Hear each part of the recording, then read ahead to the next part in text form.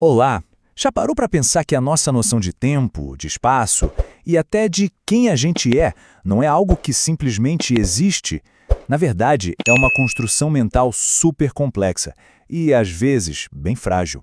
Hoje, a gente vai mergulhar em como essa realidade é montada pelo nosso cérebro e o que acontece quando essa estrutura começa a ruir. E para começar, nada melhor que essa reflexão do Drummond. Ela pega bem no ponto, né? O tempo é essa força implacável que corre sem parar, mas ao mesmo tempo a experiência dele é totalmente pessoal. É exatamente essa dualidade que está na base de como a gente percebe o mundo. Bem, o nosso roteiro de hoje vai ser o seguinte: a gente começa entendendo como a realidade é construída, depois a gente vê o que acontece quando ela desmorona, a tal da desorientação, e por fim a gente explora o caminho de volta, o processo de recuperação. Então a grande pergunta é: como é que a mente faz essa mágica? A nossa realidade não é como uma janela para o mundo, que a gente só olha e pronto, não. É um processo ativo. É quase como uma história que o nosso cérebro está o tempo todo construindo e atualizando, a cada segundo. E para a gente entender essa construção, é fundamental separar duas coisas. Existem dois tipos de tempo. Tem o tempo do relógio, sabe? O objetivo, que é igual para todo mundo. Mas tem também o nosso tempo interno, o subjetivo. Esse sim, se estica e encolhe dependendo das nossas emoções. Quem nunca sentiu o tempo voar quando está se divertindo ou se arrastar numa situação chata? É aí que está o segredo. E a neurociência já tem até umas pistas de como isso acontece. Pensa na ideia de um filtro de realidade. Um pesquisador chamado Armin Schneider descobriu que uma área específica do cérebro, o córtex orbitofrontal, funciona mais ou menos como o nosso checador de fatos interno. Ele que ajuda a separar o que está rolando agora de uma lembrança ou de pura imaginação. Mas e quando esse filtro falha? O que acontece quando o nosso mapa interno do mundo simplesmente se rasga? Bom, aí a gente entra no território da desorientação. A definição clínica é bem direta. É basicamente a perda da nossa bússola interna. É não saber que horas são, onde se está ou, em casos mais graves, nem quem se é. É uma cabra bem na fundação da nossa experiência de vida. E o curioso é que essa perda costuma seguir uma ordem bem previsível.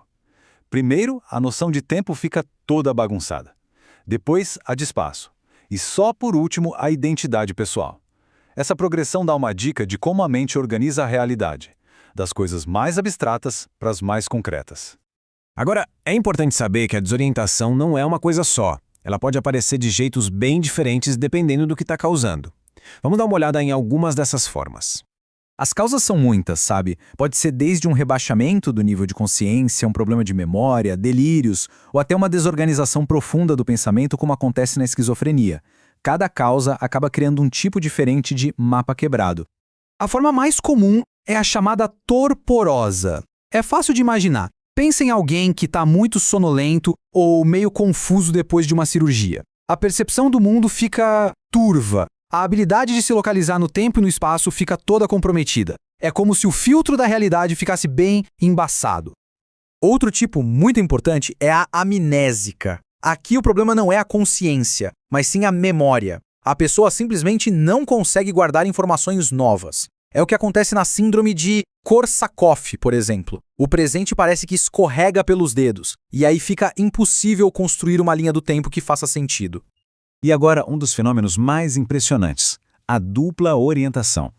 Uma pessoa em delírio pode, ao mesmo tempo, saber que está no hospital e simultaneamente acreditar com toda a certeza que está no inferno, rodeada por demônios. São duas realidades, uma correta, outra delirante, convivendo lado a lado na mesma mente. É impressionante. Mas a percepção da realidade também pode ser distorcida de jeitos mais sutis. Existem muitos transtornos que mexem especificamente com o nosso relógio interno, com o jeito que a gente sente o tempo passar. Por exemplo, pessoas com esquizofrenia podem sentir o tempo de uma forma passiva, como se ele fosse algo controlado por fora. Quem tem TDAH geralmente tem dificuldade em estimar quanto tempo as coisas duram. Já no Parkinson, a percepção de intervalos bem curtinhos de tempo é que fica afetada. Fica claro que cada condição distorce o relógio interno de um jeito bem particular. Um exemplo que talvez muita gente conheça vem dos transtornos de humor. Na depressão, o tempo se arrasta. Parece que cada minuto pesa uma tonelada. Já na mania, é o exato oposto. O tempo voa, acelerado, num ritmo frenético. O nosso estado emocional, sem dúvida, é um baita modulador do nosso tempo subjetivo. Mas a boa notícia é que existe um caminho de volta. A mente tem um processo bem estruturado para reconstruir esse mapa do mundo que se quebrou. A recuperação da orientação segue uma ordem bem precisa, e isso diz muito.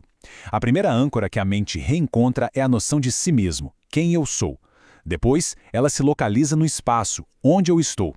E só por último, e com mais dificuldade, é que a frágil noção do tempo é restaurada. E aqui está o ponto mais fascinante. O processo de recuperação é o espelho exato do processo de perda.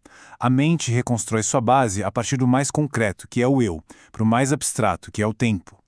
Isso, no fundo, nos revela a hierarquia da nossa própria consciência. E isso nos leva de volta ao começo. Essa citação só reforça a ideia de que tempo e espaço não são só coordenadas no mapa. Eles são, na verdade, os alicerces de toda e qualquer experiência humana. Sem eles, o nosso mundo, como a gente conhece, simplesmente desmorona.